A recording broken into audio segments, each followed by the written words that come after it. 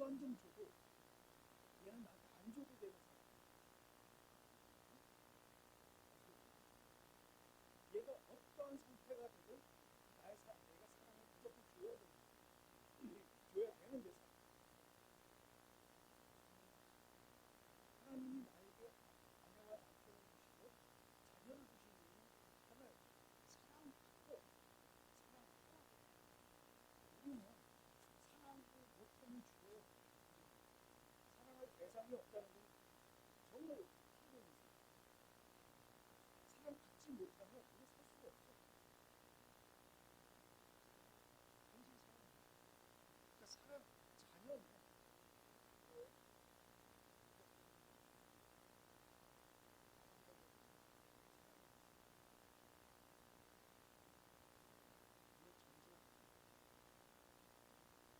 이거 잊어버리면 삶의 방향성이 없어요. 그리고 삶을 무엇으로 갈지 예를 들어서 이런 거죠.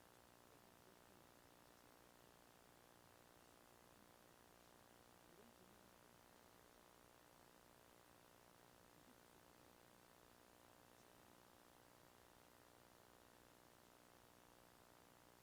내가 좀 더 지혜롭게 얘기해서 정말 지혜롭게 그래서 막 말 잘하는 거 참만 있는 거 있잖아. 무책임 이거는 이게 사람의 기술이야. 기분 나쁘잖아. 저 사람 기분 좋게 하는 거 이런 거 그런 거 이렇게 강의하는 사람이 있잖아. 싫어했으면 그냥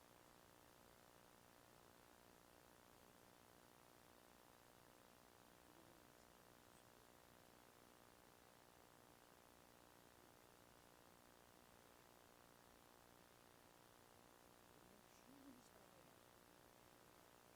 충분히 사랑해.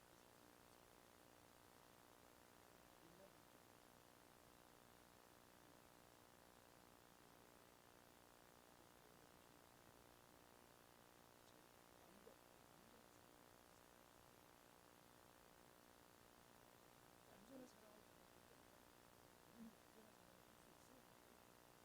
근데 우리는 그걸 계속 훈련해야 돼요. 자녀에 대해서 자녀에서 하나님께서 이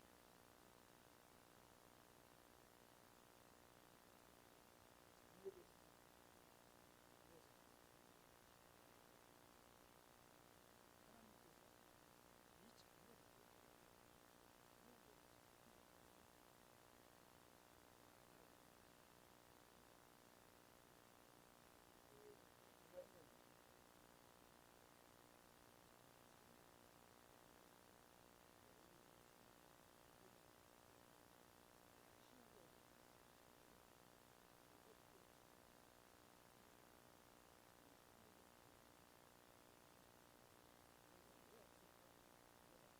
가족에게는 성인이 상당히 적은 거에 그러니까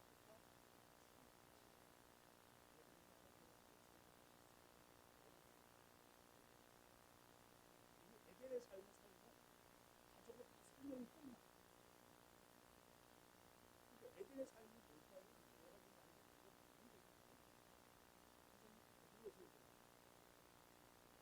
그럼 에덴의 삶을 하나님이 에덴으로 인간을 지정하시고 거기에 가족을 만들어 주셨다면 이 생명 끝나는 거예요. 모든 생명 끝나는 거예요. 하나님은 에덴을 지어주신 어떻게 살아야 무엇을 중심으로 살아야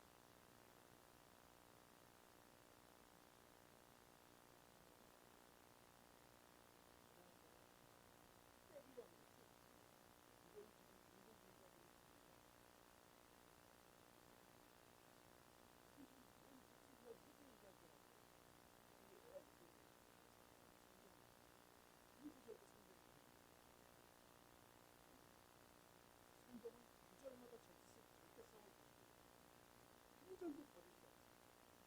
1.1획도 버려서 안 됩니다. 그리고 상대적으로 더 귀하고 더 귀하지 않은 구절이 없다 성경에. 각 구절마다 절차상을 지닌 존재가 성경에 있어요. 그리고 여기 보면 뭐가 있지?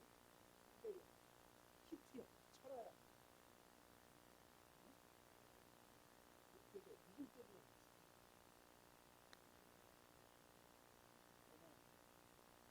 그 거만하게 사는 것의 뒤에 바로 읽는 말은 어리석은 자, 동일한 의미야. 거만한 것은 어리석은 거라는 얘기예요. 하나님의 기본 원칙에 뭐가 들어있는가요? 영리가 들어있는 거예요. 생각해 보세요. 잠언 20장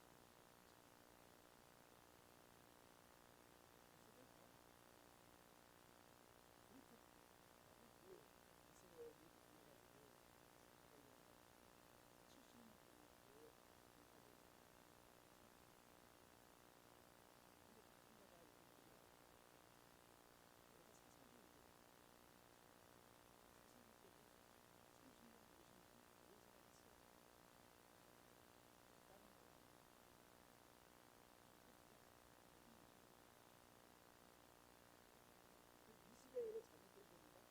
아니야, 완전 괜찮아요. 그래서 이사야가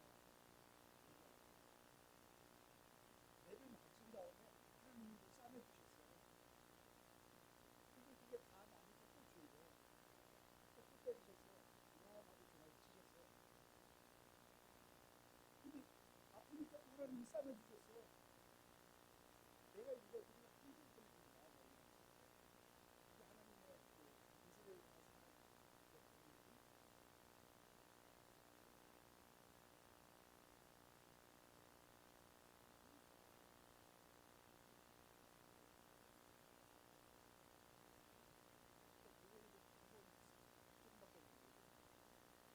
어떻게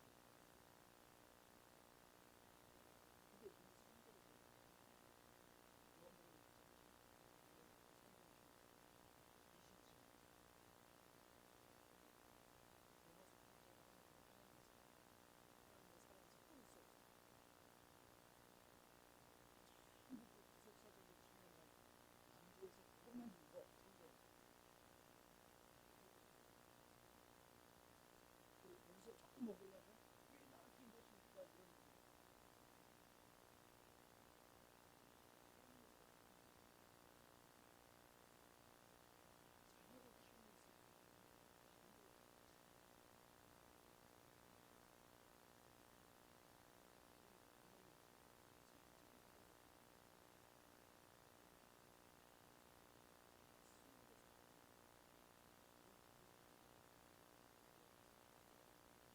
키우는 이렇게 수용해서 건져낸다.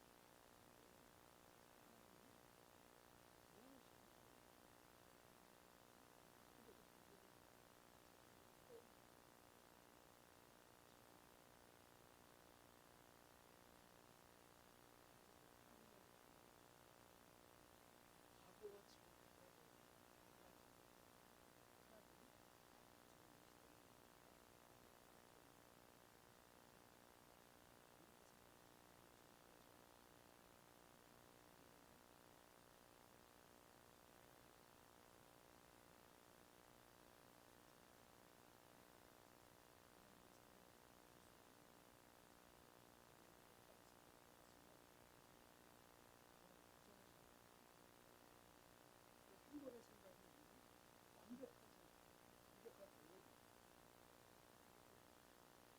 오해가 시대까지 가기까지도 하나님의 생각이 하나님의 결정이 이제는 우리의 삶으로 하나님의 하나님이 그렇게 된다. 하나님이 그렇게 하나님의 그러니까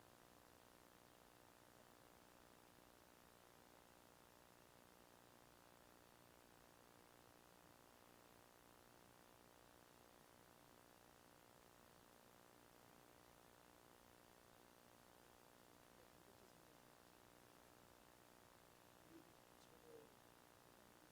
우리에게 저를 하나님이 불러주고 하나님의 뜻대로 우리에게 요청을 내려드리고 하나님이 하나님의 예비 자식들을 이 땅에 왔다가 하나님의 뜻대로 살았습니다. 참 그렇죠. 평화 옆에 아버지 우주에서 나옵니다. 그래서는 밀세와 그의 유익을 바쳐 하나님을 바쳐요. 하나님 여기다 보면은 이스라엘이 처음 그러니까 하나님이 처음에 기적을 행성하실 때 한 남자와 한 여자가 있어요. 이거는 이 하나님의 처음 목적이 언제까지? 멸망할 때까지 일체오를 그게 하나님의 의도예요. 그런데 왜 구약에 와서는 하나님이 요셉을 얘기하실 때 여러 명이 돼서 인정을 하신 것처럼 우리가 읽잖아요. 결국 인정을 하신 게 아니라 그 상황에서 인간들의 죄악성을 근거해서 거기서 최대한 하나님의 원력을 나타내도록 하나님 것입니다. 그 예가 뭐냐면요. 그 부활은 없다고 얘기했던 사도들과 예수를 같이 만났잖아요. 첫째는 그 의사 추수했고 셋째는 추수했습니다. 그게 죽었다. 또 천국에서는 마지막 3년 여인이 계십니다. 이스마엘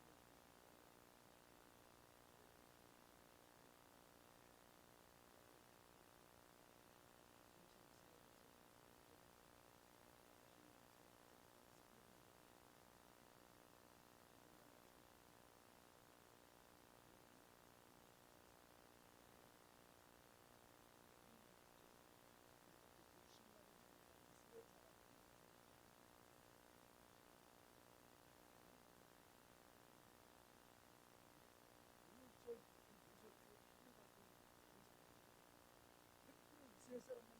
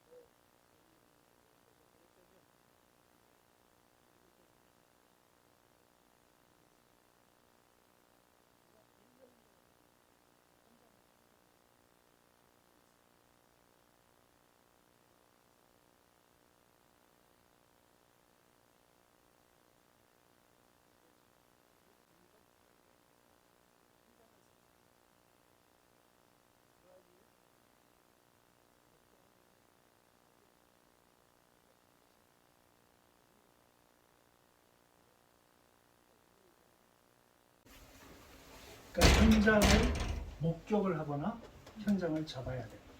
그런 다음에 반드시 동의를 구해야 된다. 너 잘못했지. 우리로 얘기하면. 오케이? 그러니까 언제 해야 될지 아시겠죠?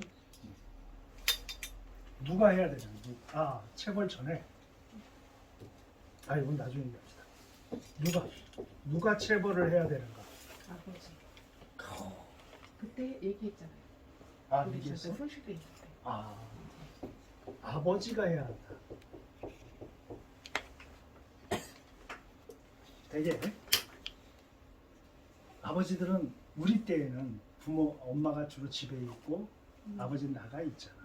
이스라엘도 마찬가지였겠지. 응? 하루 종일 애들하고 있으면 얼마나 힘들어. 그러면 엄마가 악역을 거의 담당을 해. 엄마가. 그런데 하나님의 원리는 하나님이 공의를 행사하시잖아. 응? 하나님은 아버지가 행하시는 거야.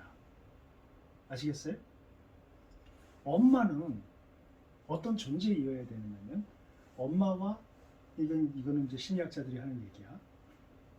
그러니까 그러니까 가족이 있는데 아내가 아이를 낳게 되면 남편이란 개념보다는 아이에게 더 집중을 하게 돼.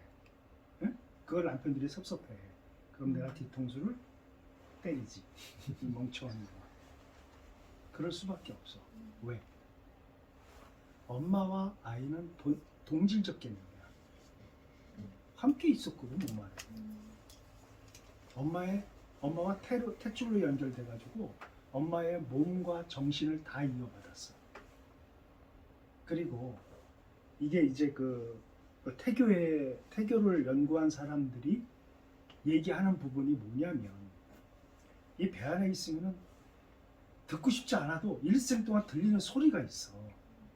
그게 뭐냐면 엄마의 심장 뛰는 소리야. 아이는 그 심장 뛰는 소리를 들으면서 안정감을 갖고 엄마의 심장이 빨라지면 애들도 같이 불안해지고 이게 태아에게 그대로 반응이 나온다는 거야. 그런데 엄마가 불안해지고 자기도 불안하게 만드는 요인이 있는데 그게 애들 소리가 다 들린단 말이야. 배 안에 있으면서. 근데 그게 아빠야. 아빠가 엄마를 힘들게 해. 어떤 남자의 목소리가 들렸는데 그 소리만 들리면 막 엄마가 심장이 막 뛰어. 응? 그 자기도 막 불안해지는 거야, 같이. 그러니까 다시 말하면 육체와 정신이 공유되는 존재가 엄마란 말이야. 그러니까 아내가 애들을 보는 시각과 남편을 보는 시각은 본질적으로 다를 수밖에 없는 거야, 이거는. 아시겠죠? 그건 질투 느낄 그게 아니야, 그거는. 그게 본질이기 때문이야. 자, 그런데 엄마라는 존재가 그런데 애가 엄마한테 체벌을 당하게 되면 아까 우리 성경에서 읽었지? 매는 오래 남아. 응? 그 오래 남게 하는 그것이 합리적인 매가 아니면 이거는 분노로 오래 남고 합리적인 매가 되면 이거를 치유의 매가 되는 거야. 오케이? 엄마는 무조건 매가 아니라 같이 심장을 같이 띄우는 존재. 네? 정신을 함께하는 존재, 육체를 함께하는 존재.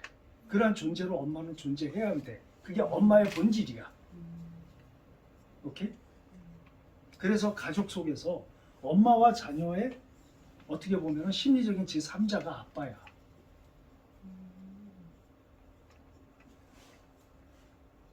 이 아빠가 사랑과 그러니까 긍휼과 공의를 함께 행하는 자가 되어야 되는데 아빠가 엄마는 나와 함께 정신적, 육체적, 공유적 존재이기 때문에 엄마는 매를 세게 칠 수가 없어. 나를 치는 거니까. 효과가 없어. 등짝이나 때리면 말까. 정말 공의로운 매를 들 수 있는 사람은 원 스텝 뒤에 옆에 있는 아버지가 가능하다는 거야. 설명이 됐어요? 그래서 반드시 체벌은 아빠가 해야 한다. 설명이 됐죠? 엄마가 때리는 매는 더 상처가 크겠네요. 아이한테 그런 건가요? 그러니까 육체의 아픔보다는 정신의 아픔이 더 크겠지. 정신적인. 어. 자, 이걸 읽었을 때 내가 하나 아이디어를 하나 낸 적이 있었어. 그게 뭐냐면 첫째는 현장은 내가 봐야 된다. 엄마한테 듣고 일러서는 안 된다. 엄마한테 들은 거 가지고 하면 안 된다. 네? 동의를 구해야 한다.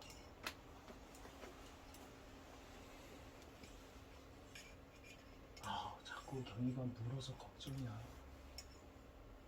찬이를 자꾸 물어. 이런 얘기를 툭 하는 거야. 물어.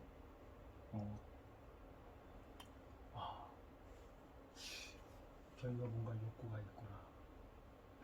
불만의 욕구가 있구나. 뭘까?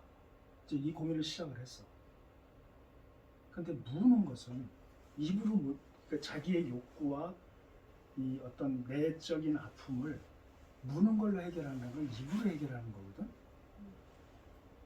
이거 고치지 않으면 어떻게 되느냐면 프로이드 그 얘기를 잠깐 빌릴게. 이 아이가 성장하면 남을 물어서는 안 된다는 개념이 생겨요. 근데 입으로 해결하려고 하면 욕을 한다든지 입으로 험한 말을 한다든지 그리고 술이나 담배나 이 홀리 가운데 있는 것들을 끊지를 못해. 입으로 들어가는 부분이 있어서. 다 구강기 때 조금 어려움이 있는 애들이 그럴 수 있다고 그걸 배웠어. 이거는 학문이잖아. 그러다 그걸 적용할 수가 없잖아. 아내한테 설명하기도 그렇고. 그 이미 구강기가 지났는데. 그래서 이걸 어떻게 해야 되나. 우와, 매를 대야 되겠네. 이 생각하니까 찢어지는 거야, 속이. 근데 애 엄마한테 때리라고 할 수가 없잖아. 내가 해야지. 그래서 알았어. 내가 눈여겨볼게. 근데 어느 날 내가 보는 앞에서 부는 거야, 오빠. 뭐죠? 현장이죠. 저기 이리 와. 그 이제 딱 그러니까 이제 벌써 긴장을 팍 하고 있어. 오빠를 말도 못 거의 말도 못 알아들을 그때야. 알아든 듣지만 너 오빠 앙 하고 물었지. 그러니까 입이 이렇게 나와가지고 그 인형 같은 녀석이 한 번만 더 물면 경희 아빠하고 약속하자. 오빠 물면 몇몇 5대야. 알았지? 이제부터 눈물이 쭉 흘리죠. 약속을 했어. 동의를 구한다는 것이 그때 때린 게 아니라. 그러면 얘가 이제 기억을 한단 말이야. 물면 아빠한테 5대 맞는다고 내가 약속을 했다. 물론 잊어버리지. 나중에 내가 상기시키는 거야. 두 번째 나한테 현장에서 잡혔어. 현장에서 봤어. 불렀어. 경희야, 생각이 났는지 어떤지 눈이 동그래졌어. 아빠하고 약속했지.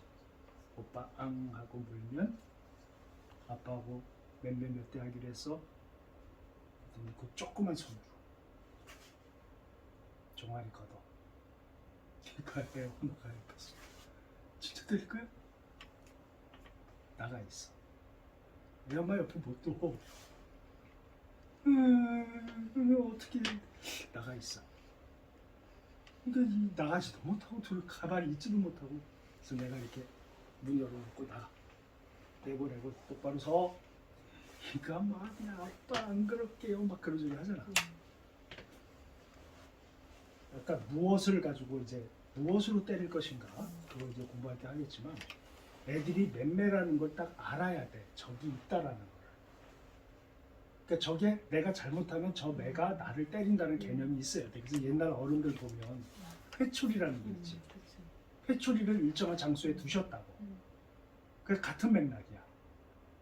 회초리 가져와 이러면 이제 맞았구나 이렇게 되는 건데 가서 이제 회초를 대나무자라고 하는 거, 대나무자였어. 때릴 때 애가 남아야 되거든 마음에. 뭐라고 나왔어 아까? 내는 마음에 깊이 남느니라 그랬잖아. 응? 내가 죄를 지면 오빠를 물면 내가 이렇게 맨날을 맞는구나. 그러니까 물지 말아야지. 그러니까 정말 아프게 때려야 돼. 그냥 5대를 갖다 그냥 있는 힘대서 때렸어. 종아리 요만한 녀석. 애가 막 자지러지지 그냥. 밖에서 애 엄마 울고 있지 막. 그 때릴 데가 어디 있다고. 근데 어떡해. 얘를 살리려면 해야 된다. 커서 이 문제 없으려면 해야 된다. 때린 다음에 어떻게 해야 되느냐가 중요해. 응? 때린 다음에 엄마한테 가. 그러면 엄마한테 아 하고 달려가. 그럼 이제 애 엄마가 안아주지. 같이 울어 막. 울면서 내가 미리 얘기를 했거든. 진이한테 오면 애 위로해줘. 위로해주고 이렇게 얘기해. 경이 왜 맞았어? 하고 물어봐. 그러면 내가 오빠 앙 해서 그거 잘못된 거지? 그럼 이렇게 대답을 할 거란 말이지. 그러면 다시 아빠한테 가서 아빠한테 용서를 빌어. 다시는 오빠 안 물을게요 하고. 그럼 나한테 다시 보내. 알았지? 이게 약속을 했어. 그러니까 애가 이제 막 울다가 조금 있으니까 이 녀석이 쫄래쫄래 이렇게 이러고 와. 겁 잔뜩 먹은 상태에서 여기를 안아줬다. 안아주니까 또 하게 울지. 그래서 이제 막 뽀뽀하고 막 그러면서 이제 얘기를 한 거야. 아빠도 아파. 우리 경민이 할 때. 그러니까 이러고 쳐다보고 얼굴을 이렇게 만지더라고. 다시는 그러지 말자 아빠. 경이 아프게 하는 거 싫고 경이도 아빠 아프게 하는 거 싫지? 그렇대. 그러니까 우리 다시는 오빠 무는 거 하지 말자. 네. 근데 왜 이렇게 이쁘지? 하고 간지러움을 막 튀기는 거야. 그럼 애가 막 또 울었다가 또 자지러지게 웃고 막 비행기 태우고. 그 다시 말하면 뭐야? 애가 맞으면 뭘 두려워하는 줄 알아요? 아동심리학자들하고 금방 알아들을 거야. 불이야. 아빠가 나를 싫어할 거에 대한 공포가 생겨. 근데 아니거든. 막 만지고 막 하니까 애가 그 분리의식에서 그 분리의식이 없어지는 거야. 아빠가 나를 계속 사랑할 거라는 믿음이 생기는 거야. 그 순간. 그러니까 내 잘못한 건 야단을 맞았지만 아빠는 나를 여전히 사랑해. 그걸 느끼게끔 막 간지러 튀고 놀고 막. 그러니까 애가 감정이 살아가지고 종아리 허벅지 퉁퉁 부었는데 막 뛰어다니고 놀고 또 난리가 났어. 딱 그 한 세트였어 처음에. 그 다음에 어떤 일이 벌어졌는 줄 알아? 애가 오빠 물려고 막 요 앞까지 갔어. 그러다가 뭘 생각했는지 갑자기 안 물어. 내가 지금 생각해보면 한 4살, 5살 때 얘기야. 찬이도 1살 많으니까. 알겠죠? 아버지가 어떻게 해야 되는지, 응? 엄마는 어떻게 해야 되는지. 그러니까 엄마는 무조건적인 그 국률. 엄마는 왜? 엄마와 자녀는 하나였기 때문에 그걸 그대로 유지해야 되는 거예요. 오케이? 질문. 우리 국교수 올 때까지 질문 있어? 없는데 아까는 잠깐 그런 생각을 했어요. 그러니까 꼭 매 외에는 다른 방법이 없을까? 라는 생각이 이제 들었던 거죠. 그러니까 애한테 말로 이렇게 이게 왜 안 되는지 그런 설명을 충분히 뭐 어쨌든 다른 방법으로 설명을 하는 거는 안 되나? 이런 생각이 좀 들기는 했었거든요. 그런데. 네.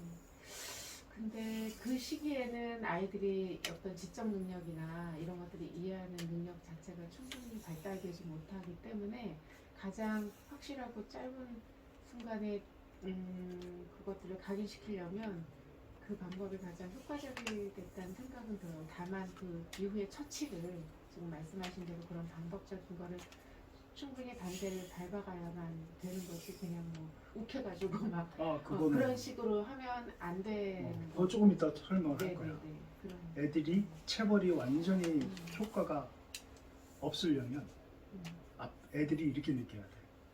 아빠가 지금 밖에서 화나가지고 나한테 화풀이 하고 있어.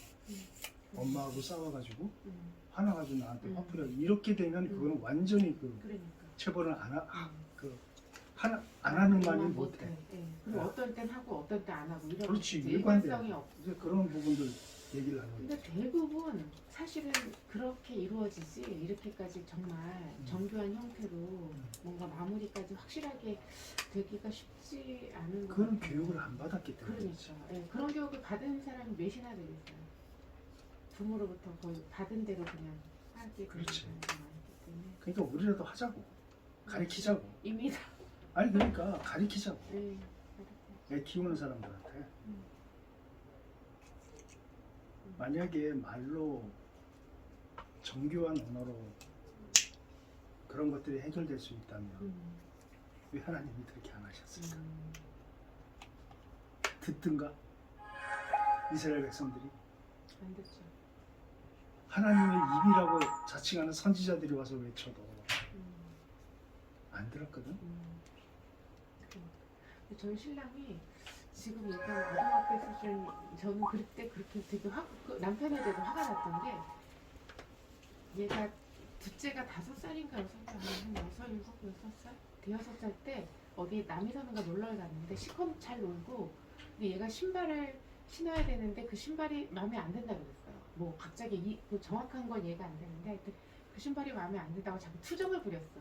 그랬더니 얘 아빠가 그 신발을 어디다 던졌나? 하여튼 그 악수를 하고 그래? 너 신발 신지 마. 그러고요. 배를 타고 오는데 내내 딴 애들다 신발 신고 걸어가는데 얘는 맨발로 걷게 하더라고요. 그러니까 사람들이 지나가면서 자꾸 쳐다보면서 쟤는 왜 신발을 안 신지? 엄마 저 형 뭐 신발이 없어. 막 그러니까 얘는 이제 창피하고 앞만 보고 계속 걸어가는 거야. 근데 도로에 사실은 막 유리도 떨어져 있을 수 있고 그런데 나는 남편이 너무 잔인하다는 생각이 들더라고. 아니 애를 어쩜 저렇게 아무리 잘못해도 그렇지 저렇게까지 해야 되나? 근데 사실 여기서 더 했다가 남편이 또 욱할까봐 말도 못하고 이제 나중에 왔는데 얘가 나중에 다 커가지고 아빠가 그때 자기한테 그렇게 했던 거에 대해서 약간 원망 섞인 말을 한 걸 그러니까 경험을 하고 그때 남편이 그때 좀 미안했다 이제 그런 얘기를 나중에 뒤늦게 사과는 했는데 그러니까 이렇게 했어야 되는데 그때도 걔한테 고통은 줬지만 좀 수치심을 같이 이제 줬던 게 저는 이해가 되게 안 되더라고요. 그 체벌에 대해서는 극히 사생활적인 네. 개념으로 가져가야 돼. 그러니까 사적인 영역에서 그러니까 해야 예를 되는데. 들어서 이제 만약에 그런 경우가 생기면 음, 그걸 갖다 다 어떻게 처리하느냐. 약속을 해야 돼. 사안이 어떻게 뭐가 생길지 모르잖아. 그러니까 체벌을 하는 이유가 뭐냐면 죄야 죄. 죄. 죄가 전제가 돼야 돼. 이 행동은 죄야. 그렇죠. 이게 전제가 돼야지만 체벌이 가능한 거야. 그런 거죠. 윤리적이고 윤리 도덕적 관점을 가족과 이웃의 그러니까 공동체 이스라엘의 공동체의 윤리와 도덕을 어김으로 인해서 그들에게 피해를 주고 그들의 그 우리 지금 저 유럽 사람들이 그대로 기독교 정신을 이어받았잖아. 굉장히 개인주의적인 어떤 그런 개념들이 강하단 말이야. 내 개인적인 부분으로 인해서 남이 피해를 봤을 때 그때 그걸 죄라고 인식했고 이 죄는 반드시 자문에 나와 있는 것처럼 체벌을 해야 한다. 그 개념이야. 그러니까 신발을 안 신는다 그랬을 때 신발을 던지는 게 아니라 데리고 들어와서 체벌을 해야 되는 거야. 모든 건 체벌의 방식이어야 된다는 거지. 왜? 자녀 양육이 그러니까 체벌의 개념은 이스라엘 사람들은 예를 들어서 내가 아들을 체벌을 했다. 이거는 누구도 알아서는 안 돼. 응? 왜냐하면 내 사랑이기 때문이야. 내 개념이고 내 안에 있는 존재들끼리 하는 일이란 말이야. 그래서 그들은 극히 그거를 개인화했었어. 응? 남들이 보는 데서 하면 안 절대로 된다. 하면 안 되지. 그거는 애한테 수치심을 주는 거야. 그러니까. 죄를 해결하는 게 아니라 수치심을 주는 거야. 음. 그래서 이스라엘 사람들은 모든 걸 어떻게 했냐면 체벌로 다 해결했어. 그리고 어떤 랍비는 체벌을 한번 하잖아. 체벌을 자주 하는 건 아니잖아. 체벌을 한번 하면 그 아이에게 피를 보여줬다. 자기 피를. 네가 지금 그 짓을 해갖고 그 짓의 대가가 뭐냐면 저 소의 양의 비둘기의 피다 이거야. 저들이 죽어야 하는 그 죄 용서는 피에 있거든. 응? 그러니까 너가 잘못하면 피를 보여야만 이놈이 죄에 대해서 더 이상 죄는 두려운 거다. 내가 피 흘려서야만 이게 해결할 수 있다는 개념이 이미 있었단 말이야. 피 흘림이 없은즉 사함이 없느니라. 이거는 그냥 예수 그리스도의 피 요것만 얘기한 게 아니라 이미 이스라엘 전통적으로 내 죄를 대신해서 누구 피를 흘렸어. 지성소에다 왜 피를 뿌려? 동물 잡은 그 피를. 그래서 이스라엘 사람들은 그렇게 했단 말이야. 더 디테일하게 원리들을 생각해보자. 이제 아버지가 해야 된다는 건 이해가 됐죠? 어디서 해야 되는 거야? 어디서? 이건 설명을 했죠. 굉장히 프라이빗하게, 개인적으로, 사적인 거로, 내 집안에서. 오케이? 이건 이유가 뭐야? 애한테 수치심을 주지 않기 위해서.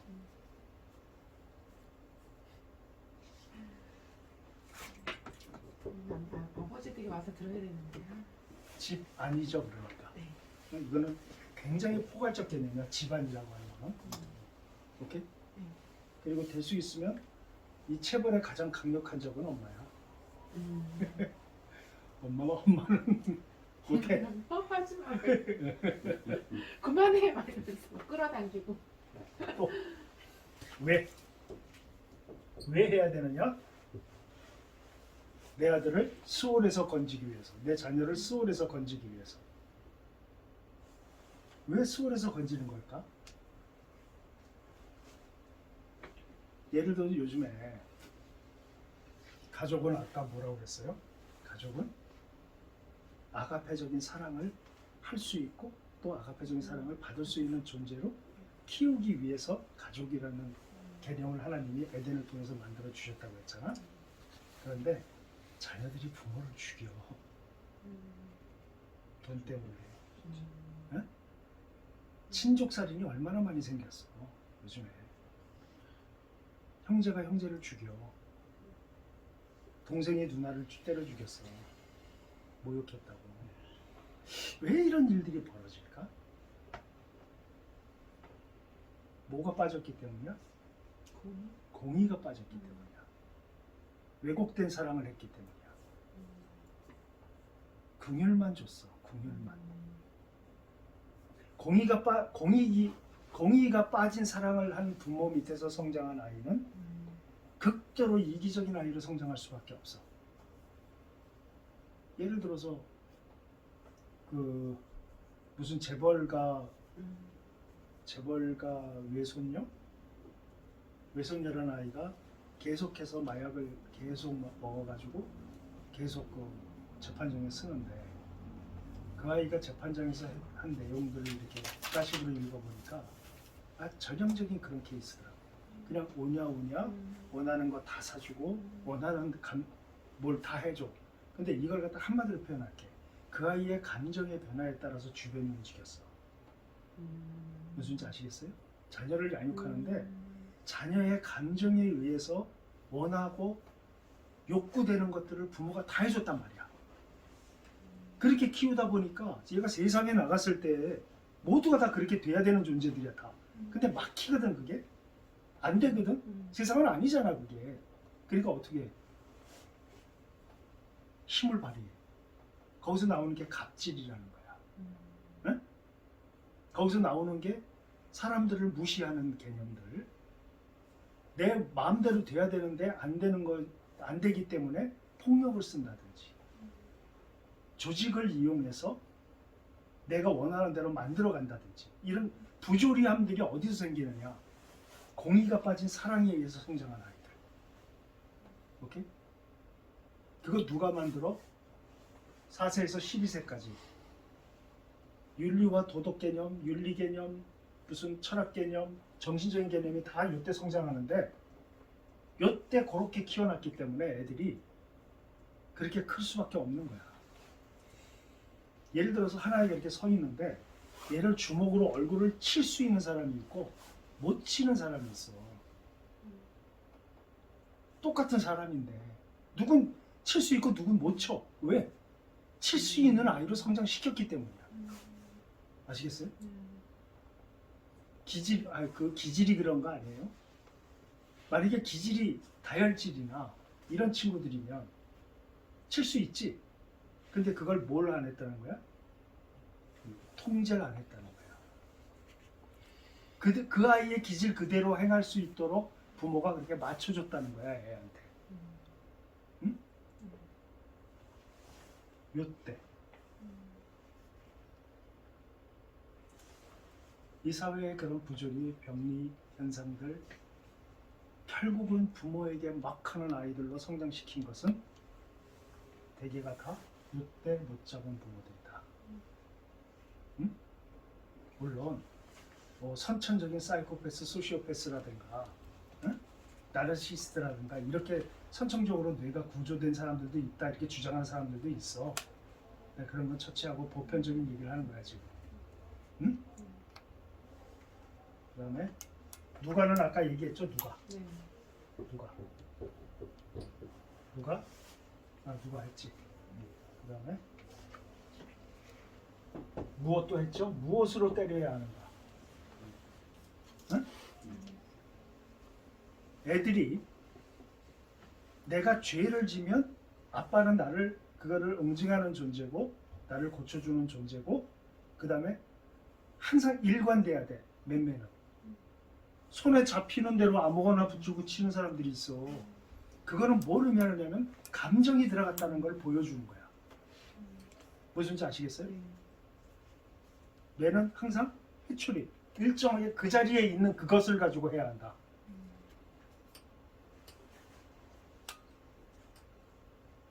참 황당한 경우가 한 번 있었는데, 이거 얘기해야 되는지 모르겠는데 누구라고는 얘기 안 할게. 아는 지인의 집에 갔어요. 좋은 의미에서 뭐 목사님 좀 오셔서 뭐 어쩌고저쩌고 이래서 이제 갔는데, 가서 이제 얘기 나누는데 그 집 딸이 온 거야. 딱 왔는데 보기에도 벌써 이 사람의 그 캐릭터하고는 전혀 맞지 않는 딸이야. 뭐 머리가 막 이렇게 쓰고. 몇 살인데요? 총천색 고등학교 1학년인가? 그 정도 됐을 거야. 벌써 화장을 하고 딱 들어왔는데 갑자기 이 집사람이 막 부글부글 끓는 거야. 넌 목사님한테 인사도 안 하냐? 이렇게 한마디 뚝 하니까 안녕하세요? 그대 쑥 들어가. 그래서 내가 황당했지. 이 집사님한테 캐릭터에 전혀 맞지 않는 딸이 보이니까. 근데 안에 딱 들어갔는데 막 소리가 조금씩 높아지더니 엄마하고 막 싸우는 소리가 들려. 이 집사가 갑자기 막 뛰어가더니 골프채에서 골프 이렇게 모아놓은 거 있잖아. 거기서 그걸 빼가지고 들어가는 거야. 세상에 그런 경험 처음이었어. 내가 그냥 막 뛰어들어가가지고 집사님 뭐 하십니까 지금? 막 부들부들 떨면서 내 저걸 하면서 막 애기 이제 바로 그걸 얘기하는 거예요. 어려서부터 애가 잘못하면 저기에 매가 있다. 그래서 아빠는 저 매를 가지고 나하고 약속한 이건 몇 대야, 너 다음부터 이러면 몇 대야, 이런 약속한 매를 대신다. 오케이? 그리고 또 한 가지, 이게 참 내 지혜롭다고 생각을 했는데 그걸 읽으면서 랍비가 매를 때릴 때 앉혀놓고 설명을 하고 약속을 환기시켜. 너가 이 잘못을 하면 나하고 몇 대 맞기로 약속을 했느냐 라고 물어. 그럼 애가 몇 대요 이렇게 얘기를 하잖아. 이런 대화를 주고받으면서 아빠가 어떻게 돼? 감정이 누그러져요. 그러니까 이성적으로 돌아와. 이 매는 감정에 의한 매가 아니라 이성에 의한 매라는 걸 애가 느끼는 거야. 그러면 철저하게 내 잘못에 의해서 내가 맞는구나, 이 개념이 들어온다는 거야. 아시겠어요? 이런 장치들이 계속 있더라고. 그러니까 뭐야? 아버지의 감정이 폭발하게 되면 골프채를 들고 애한테 달려든단 말이야. 매는 일정이 아니다. 막 파리채 같은 거 잡고 막 때리려고 뭐 그런 안 된다는 거야. 그런 거 설명이 됐죠? 네. 어떻게도 이제 우리가 아까 잠깐 얘기했지만 어떻게 때려야 되느냐. 외부에 봤을 때 보여지는 곳이면 안 되고 뼈 가까이는 안 된다는 거야. 응? 네. 어리기 때문에 뼈가 부러질 수 있단 말이야. 그래서 이스라엘 사람들 어딜 쳤냐면 허벅지를 쳤어요. 바지를 입어도 안 보이잖아. 그럼 애의 프라이버시를 지켜줄 수가 있어. 응? 그러니까 이 지금 얘기한 육가 원칙에 의해서 체벌을 생각한다면 복잡하지 않죠? 단순하지? 그러니까 그런 차원에서 요때 잡으면 찬이도 나한테 한 몇 번 맞았고 경이도 몇 번 맞았어. 근데 나중에 이렇게 애들하고 대화해 봤거든. 기억을 못해. 왜? 상처가 있었어요. 충분히 풀어줬으니까. 근데 그 프로이드가 무신론자고 유물론자고 별로 그렇게 마음에 안 드는 사람이지만 그 아이들이 부모한테 그 체벌을 당하게 되면 무엇을 두려워하는가? 그는 아픈 게 두려운 게 아니라 사랑받지 못할 거에 대한 두려움이 크다. 그 사람이 그렇게 얘기를 했단 말이야. 근데 내가 그걸 아주 뼈저린 게 아니라 확실하게 느꼈던 게 애들이 그 기억을 못해. 아빠 나도 아빠한테 매 맞았어요? 속으로 이거구나. 그 버릇은 고쳐줬고 효과를 톡톡히 봤어 내 애들한테.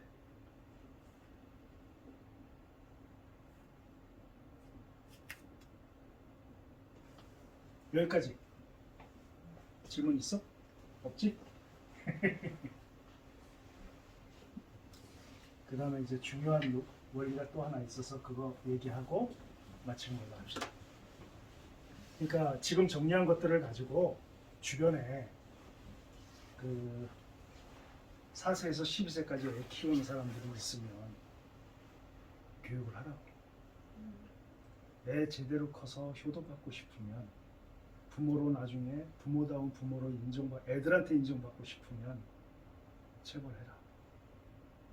사회에서 애들이 사랑받는 사람으로 인정받게 하고 싶으면 반드시 그 나쁜 점들은 고쳐줘라. 번외로 그러면 14세서부터 19세까지는 어떻게 해야 되는가? 그러면 참 이 중에서도 상당히 이미 형성이 다 됐단 말이야. 우리나라로 얘기하면 청소년기. 청소년기지. 얘네들은 어떻게 해야 되느냐? 한마디로 말해서 동의를 구해야 한다. 어떤 동의? 제발.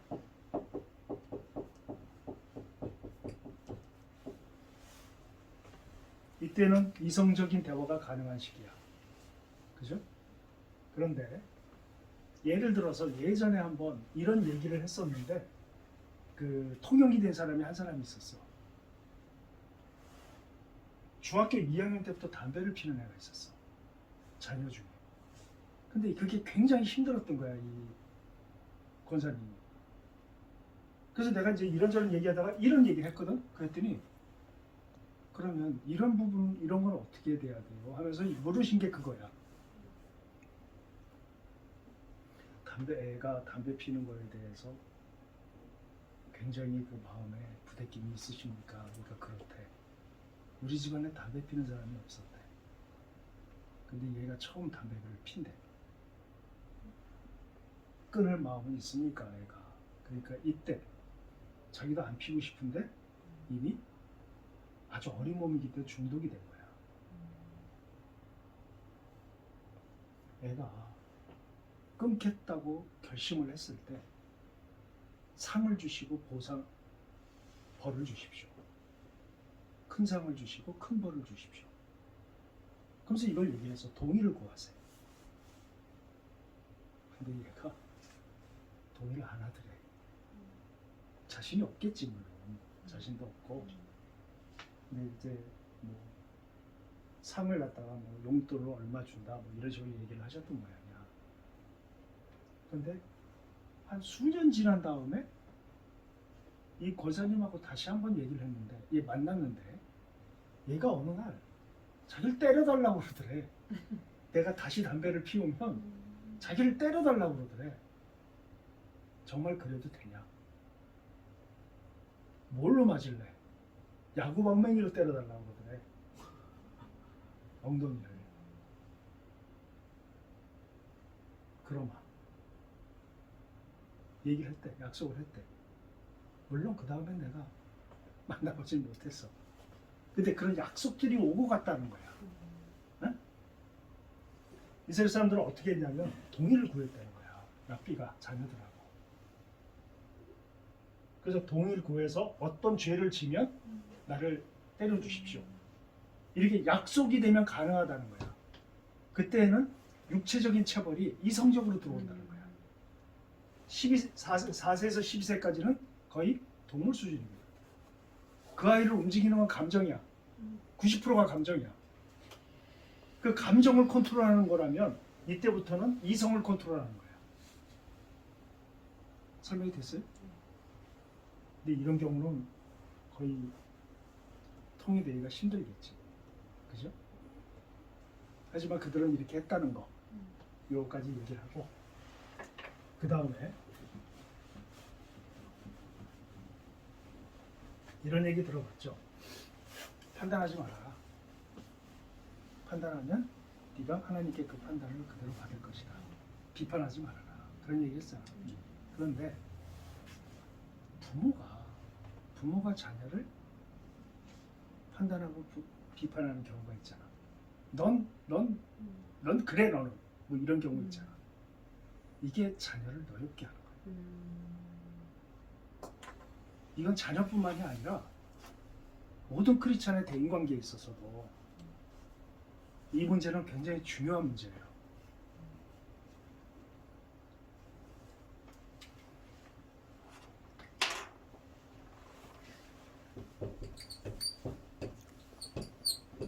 판단의 반대말이 뭘까? 수용. 인정? 인정? 칭찬? 보류. 보류. 판단을 늦추는 거야. 어. 하지 않고. 판단의 반대가 뭐냐면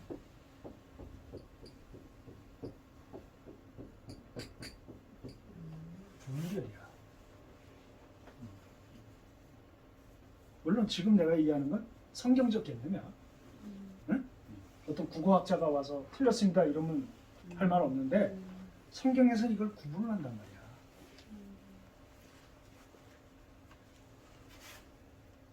애가 뭔가를 실수를 하고 들어왔어 집에. 응?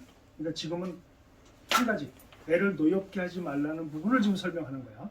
응? 실수하고 들어왔어. 그러면 너 도대체 공부 안 하고 뭐 하는 거야? 이 개념은 판단이야. 무슨 말인지 아시겠어요? 너 공부 안 했잖아. 근데 얘가 밖에 나가서 공부하고 왔는지 안 왔는지 어떻게 알아? 그럼 애가 도서관에서 공부 열심히 하고 왔는데 예를 들어서 이런 경우라고 보자. 전화가 왔어 친구 애한테. 길동이 어디 있어요? 길동이 오늘 같이 PC방에서 게임하기로 했는데 근데 길동이가 안 들어왔어. 그러면 부모가 이놈의 새끼 또 애들 만나서 PC방 가서 응? 그러고 있겠구나. 야, 들어왔어 늦지막해. 뭐 하는 거야 너? 막 했는데 얘는 PC방 안 가고 도서관에서 공부하고 왔어. 이럴 수도 있잖아. 그럼 얘 분노해 안 해? 하죠. 하지. 함부로 판단하지 말라는 거야. 애를 분노시키면 그럼 애는 듣고 참, 공부하고 왔는데 얼마나 억울하겠어. 그죠? 하나의 예를 든 거야 지금. 성경 몇 군데 보자. 욥기 34장, 35장 14절. 시편 98편 9절.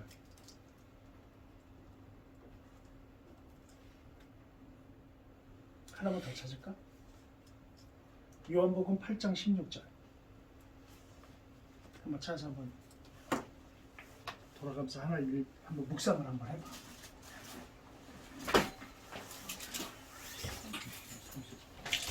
도장 14절.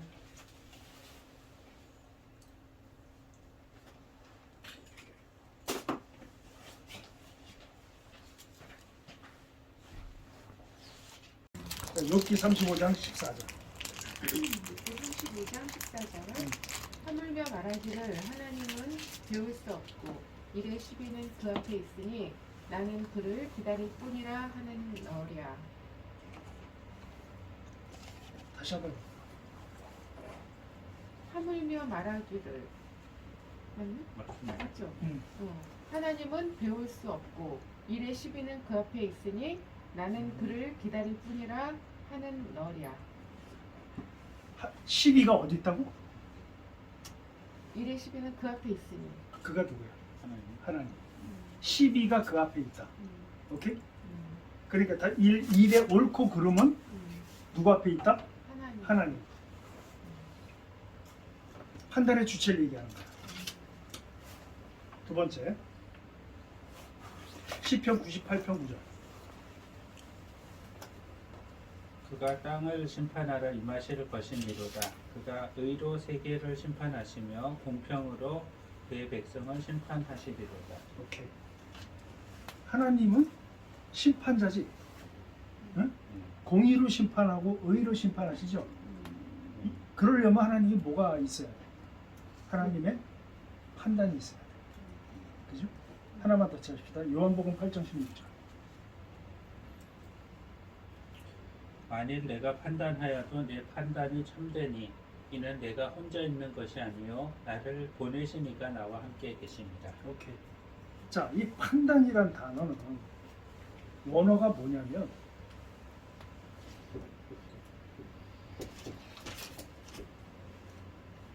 크리노 발음이 원어가 이거는 법정 용어예요. 법정 용어. 법정 용어가 무슨 뜻이에요? 정죄하는 거야. 죄를 정하는 거야. 응? 그 다음에 선고 용어야. 선고. 땅땅땅 몇 년으로 선고한다. 응? 그 다음에 결정이야. 결정. 그렇죠. 이게 판단이에요. 자, 마태복음 7장 2절을 한번 찾아봐.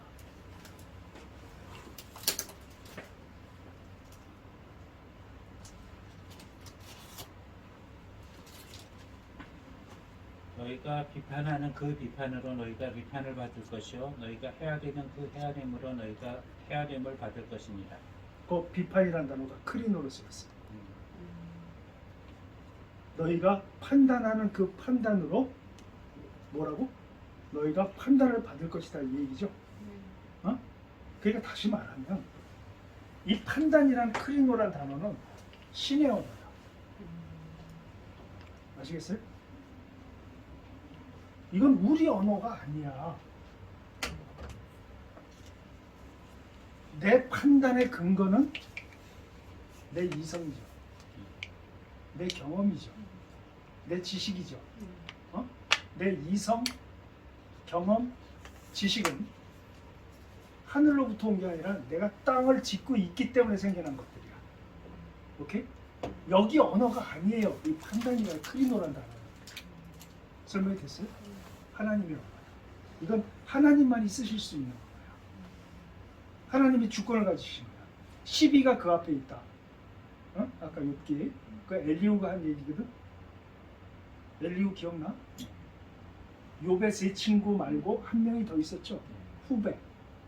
이 사람이 세 친구와 욥이 한 얘기를 정리를 했단 말이야. 엘리후가. 그 엘리후가 지금 얘기하는 거야.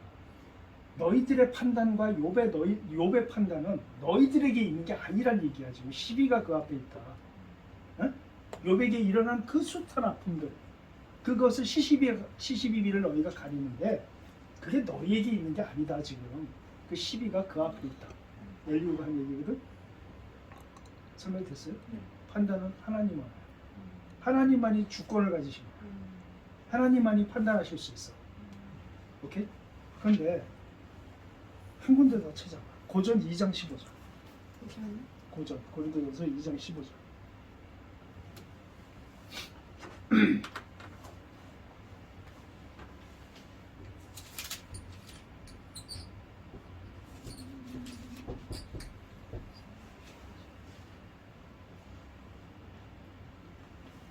신령한 자는 모든 것을 판단하나 자기는 아무에게도 판단을 받지 아니하느니라. 신령한 자는 모든 것을 판단한다고 그랬죠. 네. 그 판단 누구 거라고 그랬어? 하나님. 근데 신령한 자조차도 판단의 근거가 없는 거예요. 여기서 판단이라는 단어는 아나크리노야. 원어가. 응? 크리노의 반대야. 아시겠어요? 판단이라는 단어는 크리노로 쓰였는데 아나크리노로 쓰였단 말이야. 이걸 갖다 정확히 분별해서 해석하자면 분별이라고 할 수 있어요. 아시겠어요? 우리는 판단하면 안 돼. 판단하면 어떻게 되냐? 예를 들어서 A라는 사람이 A라는 사람을 판단을 해. 응? 내가 판단을 한 건지 분별을 한 건지 어떻게 알 수 있는가? 그 사람을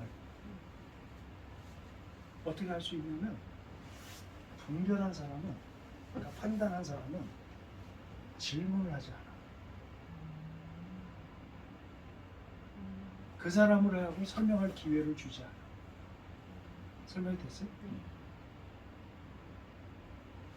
결정해버리고 규정해버리고 정죄를 해버려. 정죄가 무슨 뜻이에요? 정죄. 죄라고 정한 거야. 오케이? 그러니까 A란 사람이 B란 사람을 볼 때 쟨 저래 라고 어떻게 됐어요? 정해버렸죠. 결정을 해버렸지. 그러니까 더 이상 그 사람한테 질문이 안 가는 거야. 이런 경우는 내가 판단한 거예요. 설명이 됐어요? 그런데 내가 분별했다면, 자, 그 회사 생활을 할 때 내지는 판단을 하느냐 분별을 하느냐. 회사 생활은 뭐 적혀놓고 내 아들, 내 자녀, 그러니까 뭐 잘못을 했어. 근데 내가 평소에 저놈은 저래 라고 생각을 고정화시켜놨어. 결정을 해놨어. 너 이리 와. 그러지 말라고 그랬지. 이렇게 나가면 뭐 한 거야? 판단한 거야. 응? 근데 얘가 동일한 그 잘못을 저질렀어. 너 왜 그랬어? 라고 질문을 해. 그건 뭐야? 분별하려고 하는 거야. 설명이 됐어요? 근데 하나님조차도, 하나님은 아까 우리 얘기했잖아. 하나님이 판단의 주관자고 하나님만이 판단하실 수 있잖아.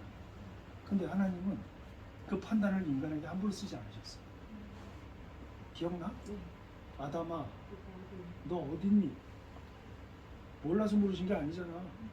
기회를 주시는 거야. 가인에게 아주 정교한 질문을 하셔. 가인아, 아벨이 어딨니? 몰라서 물으시나? 뭐야? 거꾸로 지기를 원하신 거야. 주님, 내가 죽을 죄를 졌습니다. 아벨을 내가 죽였습니다. 이걸 기다리신 거야. 네? 그러지 않았어. 하나님은 판단하려고 하신 게 아니라 분별하시려고 했던 거야. 설명이 됐어요? 사랑하면 질문해요. 사랑하지 않기 때문에 질문을 안 해요. 직장생활 하는데도 그 예전에 한 직원이 있는데 자기가 뭐 실수를 하면 그 과장이 이렇게 쳐다본대. 이렇게 쳐다보고 이러고 간대. 근데 자기 동기가 실수하잖아.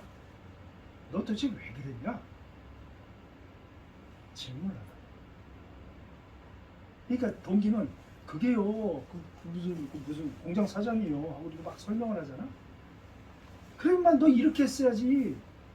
이런 대화를 주고받는데 자기한테 그런 과정이 없었대. 이게 무슨 소리야? 여기서도 판단과 분별이 갈리죠. 판단을 하면 저놈은 능력이 없어. 그러니까 그래 넌 그렇지. 그러니까 질문할 게 없는 거야. 설명이 됐죠? 이 판단과 분별은 분명해야 돼요. 그런데 하나님께서 인간들에게 이 판단의 영역을 맡기신 경우가 있어요. 뭘까? 하나님 맡기셔서 판단해야 돼, 인간이. 그게 법이에요. 인간이 규정을 하잖아. 인간이 결정을 하잖아. 인간이 정죄하잖아. 그죠? 그러니까 이 법을 하나님이 만들어서 인간에게 허락을 하셨어. 그러니까 인간은 하나님 대신해서 이거를 어떻게 해야 돼? 법을 집행해야 돼. 그래서 법이 반드시 지켜야 되는 하나님의 최하위 수준의 규정이야. 설명이 됐죠?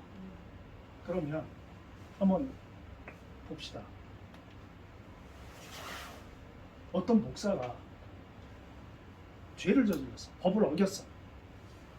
그런 경우에 당신은 법을 지켜야 되기 때문에 당신은 법을 어겼기 때문에 나오셔야 합니다. 이건 판단이야, 분별이야? 분별이야. 설명이 됐어요? 당신은 목사인데 불륜을 저질렀기 때문에 당신은 목사직을 앉아 있을 수 없습니다. 이건 뭘 얘기한 거야? 응? 법을 얘기한 거잖아, 법. 우리들 이런 착각을 해. 뭐 목사도 사람인데 다 그런 실수를 하지, 뭐 그거 가지고 정죄하고 그래. 이렇게 얘기하는 목사들, 저 교인들이 있어. 그거는 판단과 분별을 잘못하는 거야. 무슨지 아시겠어요? 응? 그러니까 분명히 법을 어겼을 때에는 정죄를 해야 되는 거야. 응? 그건 판단이죠. 어떤 거? 지금 법을 어겼을 때는 법을 어겼다고 얘기하는 건 판단 아니에요? 그렇지, 판단이지. 판단이죠. 법에 관계된 거는. 네. 근데 이걸 갖다 판단과 분별을 가지고 있을 때에 우리들은 대개 목사들한테 예를 들어서 이 법을 어기지 않은 상태에서 어떤 정책을 목사님이 우리 교회는 앞으로 모든 헌금을 선교에 쏟겠습니다 이러면 예를 들어서 그건 법을 어긴 게 아니잖아. 그건 정책이잖아. 그지? 그런데 주변에 있는 사람들이 저 목사를 저 돈 가지고 지가 먹으려고 그래. 이렇게 생각할 수 있잖아. 그지? 이건 뭐야? 판단이야. 분별을 해야 되는 거야, 그때. 오케이? 바울이 고린도 교인들한테 야단칠 때 뭐라고 했냐면 한 여자의 몸에 아버지와 아들이 동시에 들어갔다 나왔다고 했다. 무슨 지 알아? 그런 자를 너희가 여전히 용납하는구나. 교회에서 쫓아내지 않고. 그건 뭐야? 그건 법을 어긴 거야. 오케이? 그건 뭘 해야 돼 우리가? 응? 설명이 됐어요 이제? 아 이거 굉장히 내 인생 가운데 헷갈렸던 문제야 이거. 아니 내 아는 선배 중에 하나가 너 함부로 판단하지 마. 그 굉장히 상처가 났어. 대체 어디까지 판단을 해야 되고 어디까지 분별을 해야 되는 거야? 이건 나한테는 굉장히 고민이 됐던 거야. 이 문제가 참 나한테 굉장히 괴로움을 줬던 것 중에 하나였어. 그러니까 함부로 판단하지 마. 딱 들었을 때 그게 나는 분명히 판단한 게 아니고 분별한 건가? 분별한 건데 형이 나를 판단했다고 잘못 야단치는 건가? 이게 헷갈렸거든. 나중에 이제 공부를 하고 나서 뻑 하고 뛰었어. 자유로워졌어. 아시겠죠? 네. 정확하게 인식을 하고 있어요.